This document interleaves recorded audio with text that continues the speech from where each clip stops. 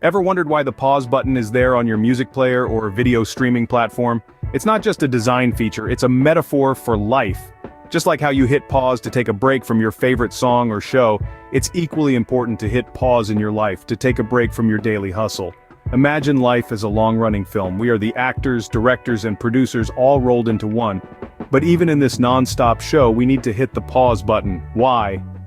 Because it is during these pauses that we truly live. We take a step back, breathe, and soak in the beauty of the world around us. It's during these pauses that we connect with ourselves, recharge our energies, and prepare for the next scenes. So, just as a pause button gives you control over your entertainment, taking time for yourself gives you control over your life. Now you might be thinking, I'd love to take a break, but where do I find the time? Well, let's break this down together. The first step is to understand the importance of time management. It's about taking control of your time and making it work for you, rather than you always chasing it. Start by identifying your time wasters. Is it scrolling through social media? Is it binge watching your favorite show? Once identified, work on limiting these activities. Next, let's talk about setting boundaries at work. Yes, it's important to be dedicated and hardworking, but it's equally important to ensure you're not stretching yourself too thin. Remember, it's okay to say no to extra tasks if you're feeling overwhelmed. It's okay to take a lunch break away from your desk. It's okay to leave work at a reasonable hour. Setting these boundaries will help prevent burnout and will create pockets of time that you can dedicate to relaxation. Prioritizing tasks is another key strategy. Not everything on your to-do list needs to be done right now. Understand what's urgent and what can wait. Delegate if you can. By prioritizing, you'll be able to tackle tasks more effectively without feeling like you're constantly putting out fires. Now here's a crucial piece of advice. Schedule downtime. Yes, you've heard it right. Just as you schedule meetings or appointments, schedule time for yourself. Whether it's an hour each day to read a book, a weekly date with your favorite hobby, or a monthly day trip to explore something new, making a conscious effort to schedule downtime ensures that you're treating relaxation as a non-negotiable part of your life. As we break down these barriers, you'll notice that time is not something elusive, but a resource that can be managed and directed towards things that bring you joy and relaxation. And let's get one thing straight, taking time for yourself is not a luxury but a necessity. Remember, it's not about finding time, it's about making time, because you, my friend, deserve it. So, you've made some time for yourself. Now what, do you just sit and stare at a wall? Well, you could if that's what brings you peace. But let's explore some other options. Imagine this time as a blank canvas. It's unmarked, untouched, waiting for you to create something beautiful on it.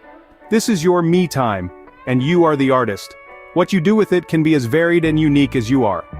One way to fill this canvas is by diving into the pages of a good book. Reading can transport you to another world, introduce you to new ideas, or simply provide a comforting escape from the hustle and bustle of the world outside. Maybe you're more of a physical person and you find joy and relaxation in moving your body. In that case, exercise could be your go-to me-time activity. It could be as simple as a walk in the park, a yoga session in your living room, or a bike ride through your neighborhood. The point is to move, to breathe, to feel alive. For some, the canvas of me-time is best filled with stillness and silence. Meditation can be a powerful tool for relaxation and self-discovery. It doesn't have to be complicated. Just find a quiet spot, close your eyes, and focus on your breath. Let your thoughts come and go like clouds in the sky. Or perhaps your me time is best spent pursuing a hobby. Whether it's painting, gardening, cooking, or playing an instrument, hobbies are a great way to express yourself and find joy in the simple act of creation. Lastly, don't underestimate the power of doing nothing at all. In a world that's always on the go, taking a moment to just be can be incredibly refreshing. You don't have to fill every moment with activity. Sometimes the most beautiful canvases are the ones that are left blank. Your me time is your canvas, and you are the artist. Paint it with colors that bring you peace and happiness. Let's wrap up what we've explored today. We dove deep into the power of pause, understanding that taking a breather is not just about idling away time, but rather, it's an investment in our well-being. It's about giving your mind and body the break they need to recharge, rejuvenate, and perform at their peak. We then moved on to breaking down the barriers that prevent us from actually taking this time for ourselves. We discussed how societal pressures, work commitments, and even our own internal guilt can often make us feel like we're being unproductive or lazy when we're actually just taking care of ourselves. But remember, it's okay to say no sometimes, to prioritize yourself, and to take a step back when things get overwhelming. We also touched on the art of doing nothing. It might sound counterintuitive, but doing nothing can actually be quite productive. It allows our brains to wander, to think creatively, and to solve problems. It's not about being idle, it's about being mindful. It's about being present and engaging fully with the world around us, without the constant pressure to be doing something. So, what's the takeaway? Taking time for yourself isn't selfish, it's necessary. And it's not just about having fun and relaxing, although those are important too. It's about maintaining your mental and physical health, boosting your creativity, and improving your overall quality of life. Start small. Maybe it's just 5 minutes a day to start with, maybe it's just 1 day a week. The important thing is to start.